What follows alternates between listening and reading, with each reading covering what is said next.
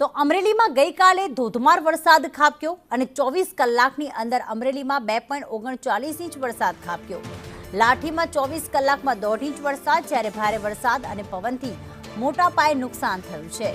અમરેલી શહેર અને ગ્રામ્યમાં તથા લાઠી અને બાબરામાં પણ વરસાદ વરસ્યો। ભારે વરસાદના કારણે અમરેલીના રસ્તાઓ પર પાણી ભરાઈ ગયા છે। અમરેલીમાં ઘરોમાં પણ પાણી ભરાયા, હાઈવે પર વૃક્ષો ધરાશયી થઈ ગયા હતા તેવા પણ દ્રશ્યો સામે આવ્યા।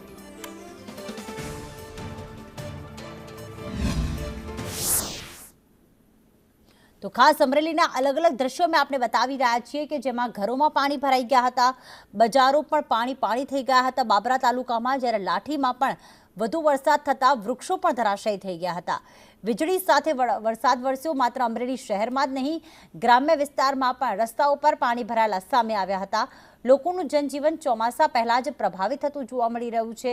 આફતનો આ વરસાદ ગણી શકાય, કારણ કે નુકસાન તો પહોંચાડી રહ્યું છે, પણ સાથે સાથે ખેતીના પાકને પણ એટલું જ નુકસાન થયું છે। હાલમાં ભયંકર વરસાદ અમરેલીમાં આજે પણ પડવાની સંભાવના વ્યક્ત કરવામાં આવી છે।